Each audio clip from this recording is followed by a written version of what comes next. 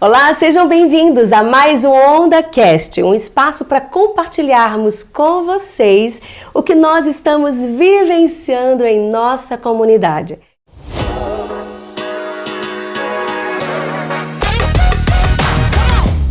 Meu nome é Paula Arelli, sou pastora da Comunidade Batista Novo Tempo em São João del Rei, Minas Gerais.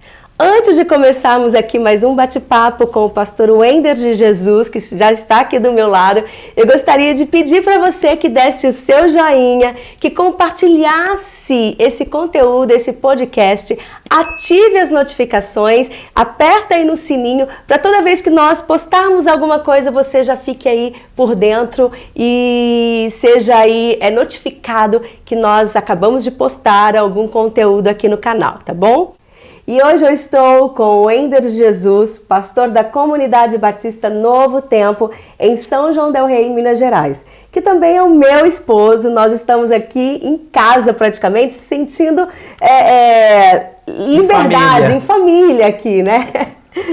Olá pessoal, sejam todos muito bem-vindos a mais um OndaCast, um espaço que nós temos para compartilhar com você sobre esse mover profético, sobre essa onda, o que significa isso que nós estamos falando. É um grande privilégio estar aqui e eu quero te encorajar, fica aí conosco nos próximos minutos e você vai conhecer mais sobre o mover profético. Amém. Agora no Novo Testamento. E é o seguinte, nós estamos recebendo uma enxurrada de perguntas dos nossos internautas a respeito do profético, né? E eles querem saber, e aí? E no Novo Testamento? Qual que é o respaldo? Qual que é a base bíblica para o profético no Novo Testamento? Ok. Primeiro nós precisamos nos lembrar o que significa o profético. O profético é a ação de Deus na história. Essa ação ela pode se manifestar por meio da palavra de Deus, por meio de visões, de sonhos, de milagres, por meio de um chamado ao arrependimento, dentre tantas outras manifestações.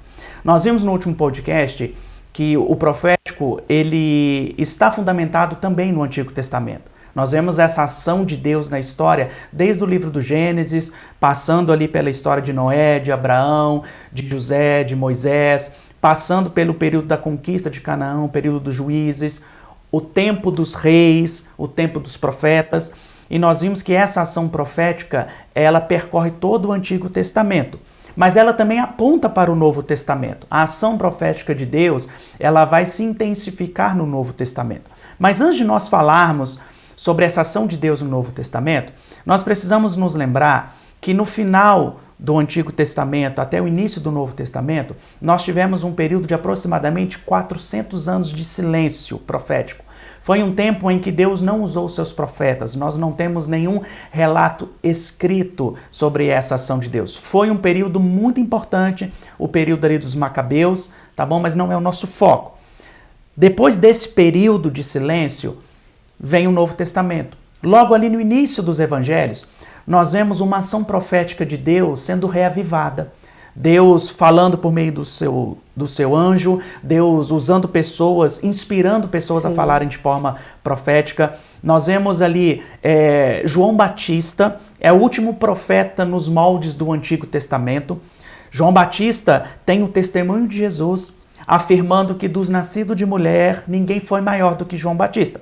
E João Batista não realizou nenhum milagre. Ele não curou ninguém, Sim. ele não expulsou nenhum demônio, Sim. ele não fez nenhum sinal extraordinário. Mas ele foi o maior profeta por causa da mensagem. Sim, de arrependimento, né? O ministério de João Batista, foi forte, né? Inspirado pelo Espírito, Sim. cheio do Espírito, ele veio preparar a chegada de Jesus. Sim. Então João Batista é um homem profético. Sim. É um homem que está sob a ação do Espírito Santo.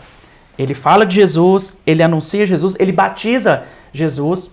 Após o ministério de João Batista, aparece Jesus, já aparece batizando, o Espírito vem sobre Jesus no batismo, o Espírito já está sobre Jesus, conduz Jesus ao deserto, ele passa pelo teste, ele é aprovado, ele sai do deserto no poder do Espírito, guiado pelo Espírito, ele vai à sinagoga num sábado, vai pregar, pega o livro do profeta Isaías, essa história está narrada em Lucas 4, verso 18 ao 21, né, que Jesus Sim. diz, o Espírito do Senhor está sobre mim, porque Ele me ungiu para pregar, anunciar, libertar, curar e anunciar o ano aceitável do Senhor. Então Jesus é um homem profético, ele está sob essa ação profética do Espírito.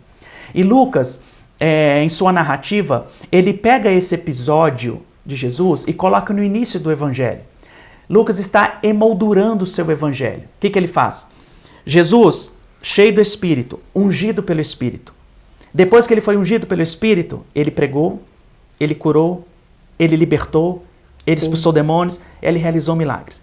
Tudo que Jesus faz nos evangelhos, ele faz porque ele está sob a ação profética do Espírito Santo. Então Jesus, ele é um homem profético. Sim.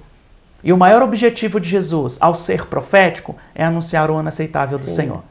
É cumprir as promessas, algumas promessas do Antigo Testamento, né? O Messias viria libertar o seu povo, trazer salvação. Anunciar o ano aceitável é anunciar o tempo do perdão, o tempo do favor de Deus.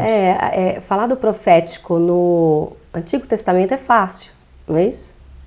Falar dentro do Novo Testamento é mais difícil, né? É onde começam as especulações, né? Porque o profético no Novo Testamento, ele vai se manifestar de uma forma mais extraordinária do que no Antigo Testamento. Embora Deus tenha feito alguns milagres no Antigo Testamento, a grande ênfase do profético era a palavra. Era o chamado ao arrependimento, era o anúncio de juízo, de restauração. Agora, em Jesus, há uma explosão de milagres. Há uma explosão de um mover extraordinário do Espírito. Né? Jesus, ele prega com autoridade, as pessoas veem que ele tem autoridade.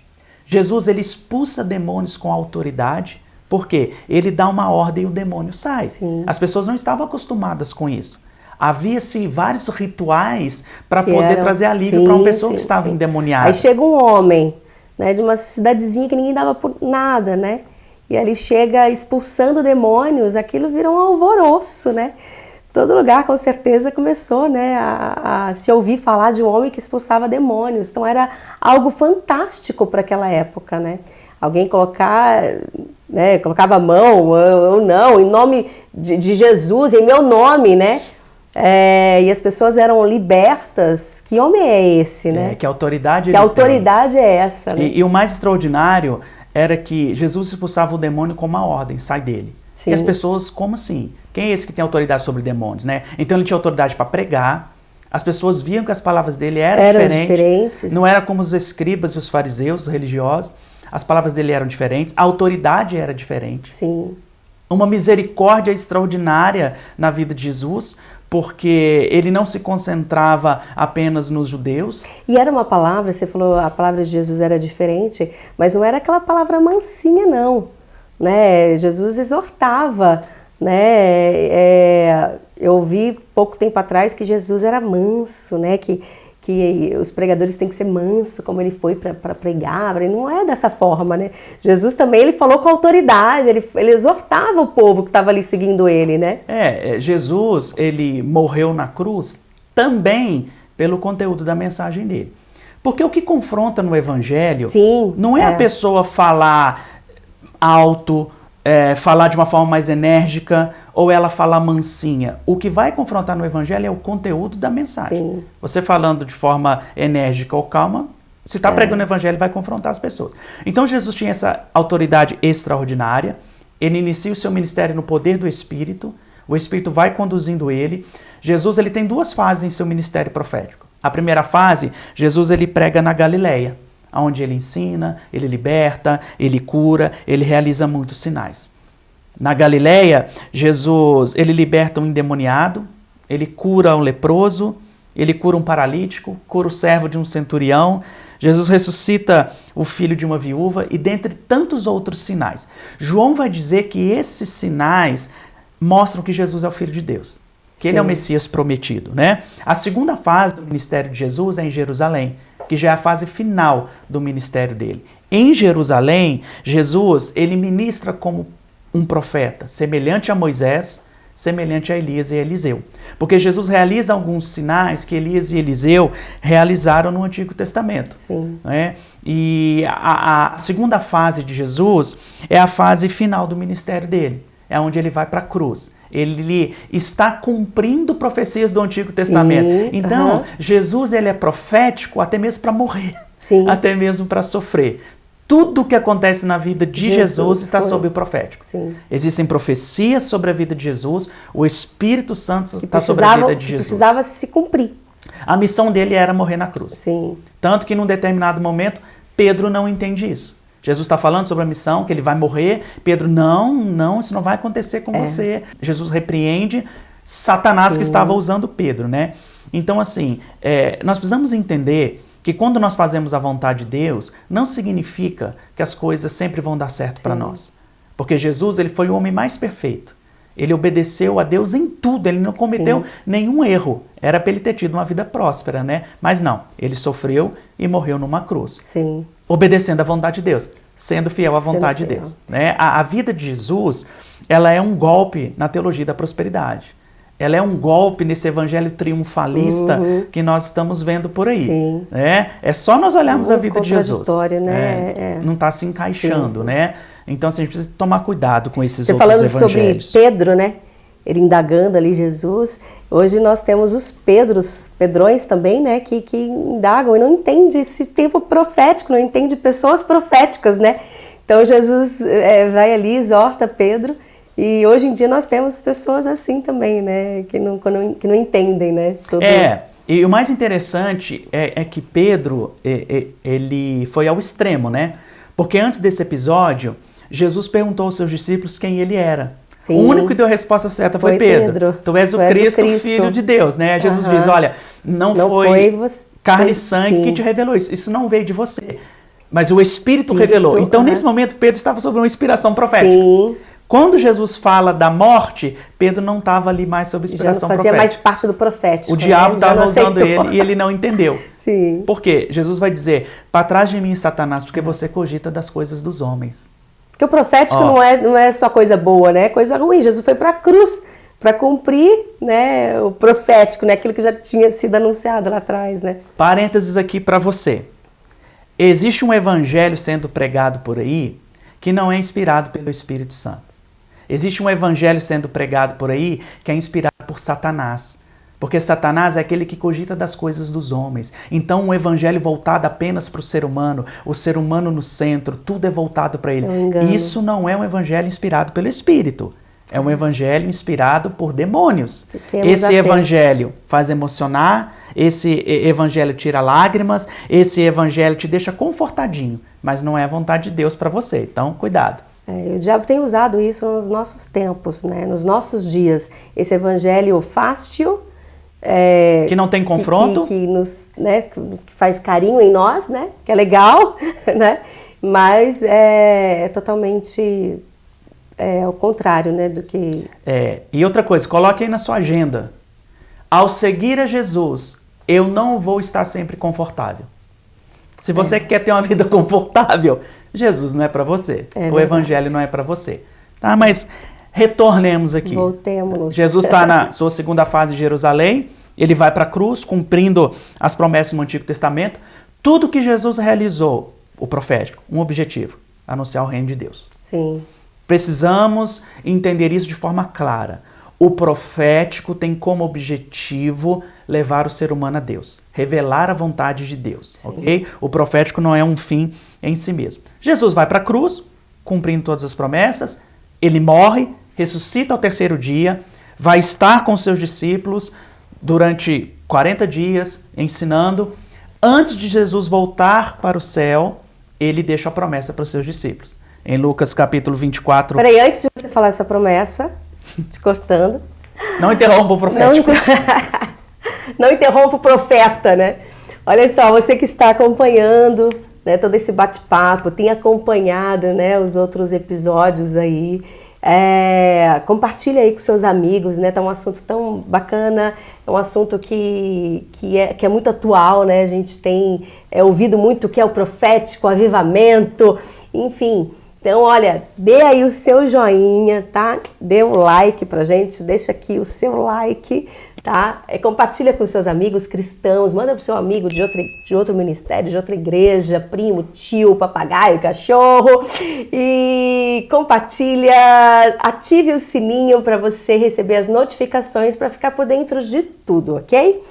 Voltamos. Temos. Ok, nos ajude aí, pessoal.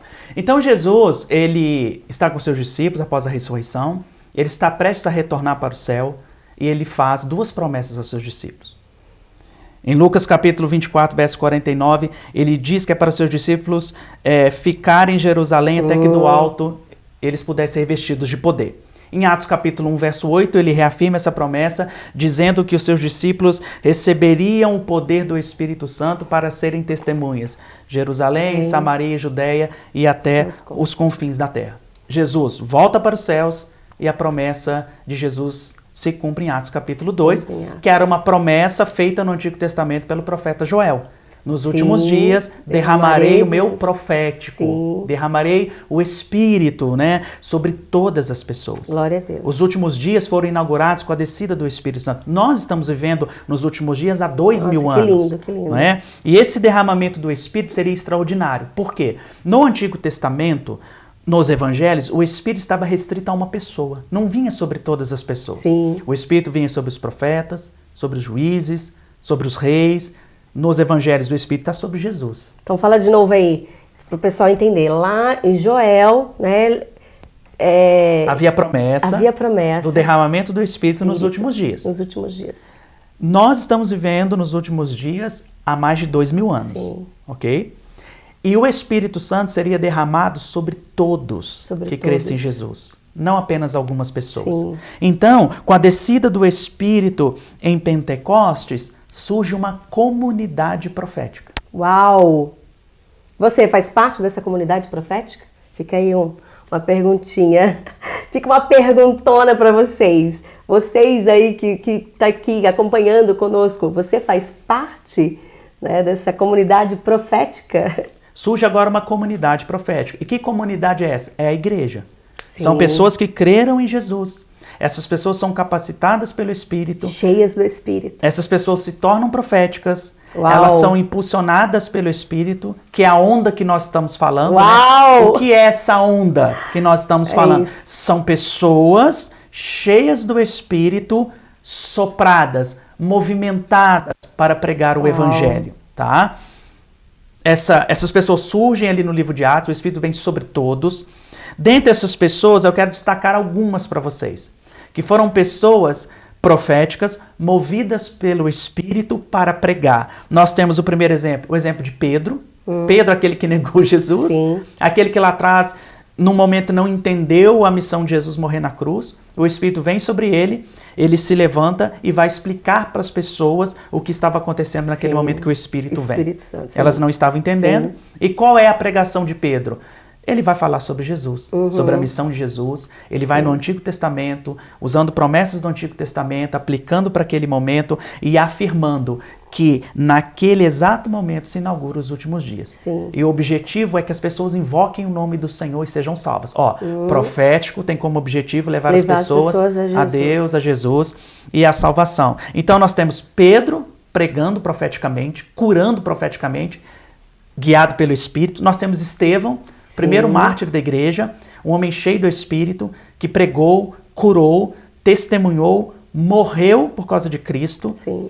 Temos Filipe, que também pregava, curava, realizava sinais. Cheio do Espírito Santo. Cheio do Espírito. O Espírito conduz Filipe a pregar para o eunuco, o servo da rainha de Candace lá. Ele crê, se converte. Um homem também cheio do Espírito Santo, Filipe. Nós temos Paulo, o apóstolo Paulo, um dos maiores pregadores da história da igreja, perseguia a igreja, o Espírito vem sobre ele, transforma Paulo, faz de Paulo um homem profético e Paulo passa a pregar, a ensinar, Paulo cura, Paulo expulsa demônios, tudo no poder do Espírito Glória Santo. a Deus. E essa comunidade profética, ela vai atingindo lugares.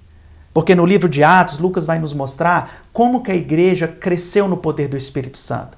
Em quais lugares a igreja foi.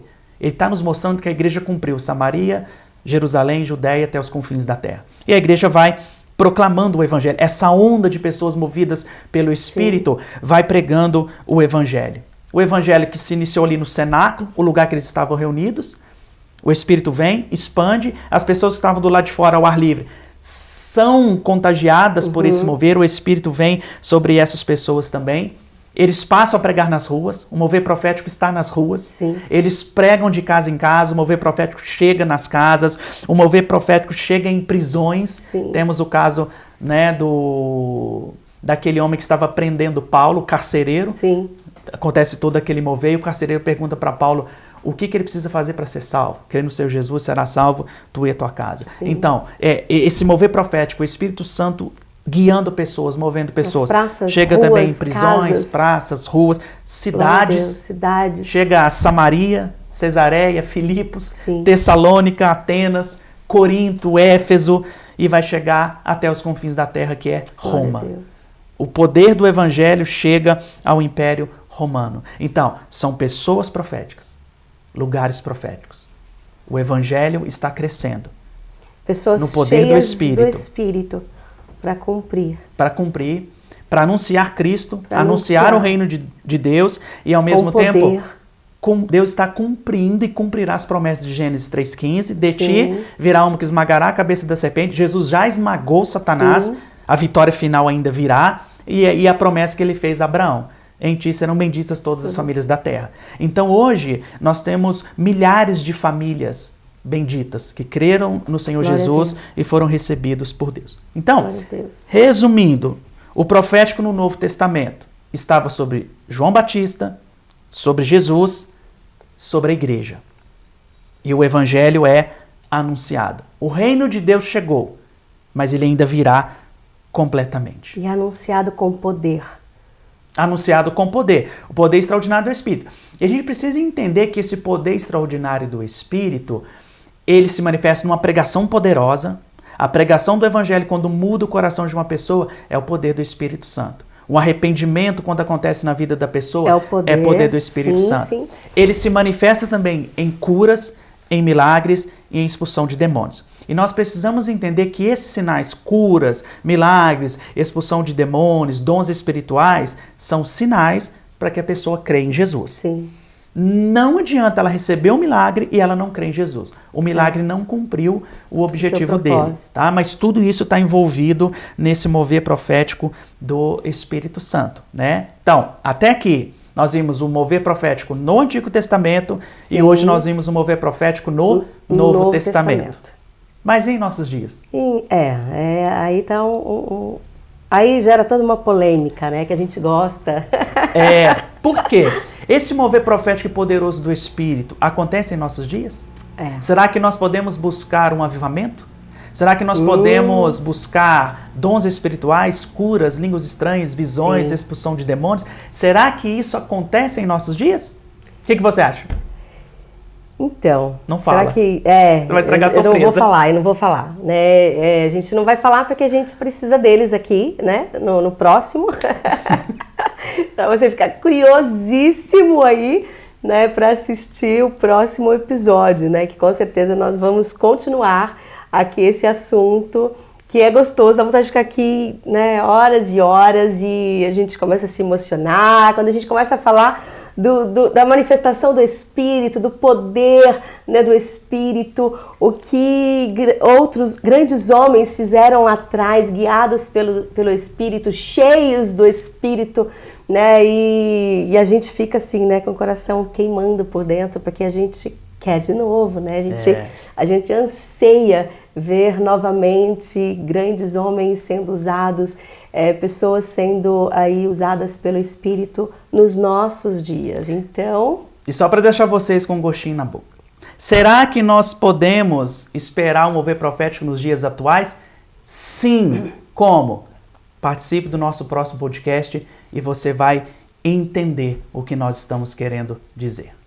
É isso aí. Olhando para lá agora, okay. Nosso convite para vocês, que vocês possam estar aqui novamente. No nosso próximo podcast, para você entender, nós podemos sim esperar o mover profético do Espírito em nossos dias. No nosso tempo aqui, no hoje, né? E aí você vai entender tudo que nós estamos falando a respeito dessa tal onda, né? Vocês vão entender que vocês são a onda. Uau!